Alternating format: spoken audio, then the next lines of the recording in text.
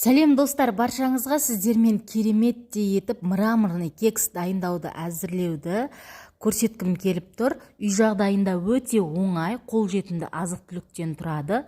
Қуантыңыздар, жақындарыңызды міндетті түрде істеп көріңіздер. Менімен бірге мраморный кекс дайындауға кірісейік. Алдымен менің достар, арнама тіркеліп кетуді, қолдап кетуді ұмытпаңыздар. Шұңғыл ыдысымызға 2 жұмыртқамызды алып, жарып аламыз дағыны, үстінен шекеріміз салып, жақсылап қолдың көмегімен венчикпен араластырамыз. Міндетті түрде қолмен осылай араластырып, үстінен еріп тұрған бөлме температурасындағы сливочный сары майымызды саламыз. Және жақсылап араластырамыз.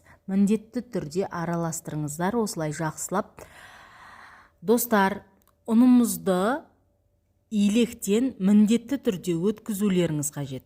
Илектен өткізілмеген ұн, ол тестасы мүлде көтерілмей қалуы да мүмкін. Сондықтан ұнды міндетті түрде илектен өткізіңіздер. Ұн қопыстқыш салуды ұмытып кетпеңіздер. Жақсылап осылай араластырып болған соң, қамырымызды 2 бөлікке бөліп аламыз. Міне, көрдіңіздер ме? Осылай 2 бөлікке бөліп алған соң, 1 бөлігіне какао ұнтағын қосамыз. 2 ас қасық.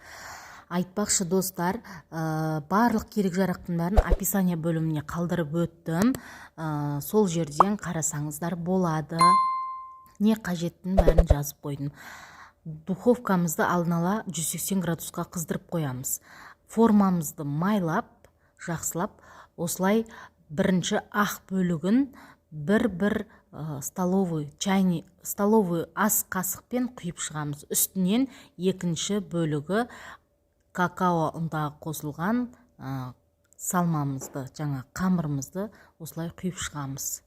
Міне, бәрін бірдей араластырып, міне, осылай үстінен араластырып жүрсеңіздер де болады, араластырмасаңыздар да болады. Міне, осылай салып, өзінің дайын болған уақытына дейін пісірсеңіздер болады.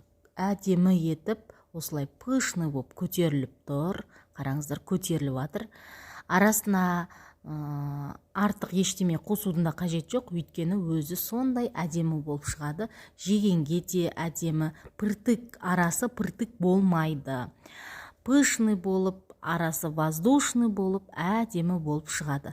Достар, жақындарыңызды қуантып, жасап көрулеріңізді ұсынамын. Ас болсын баршаңызға.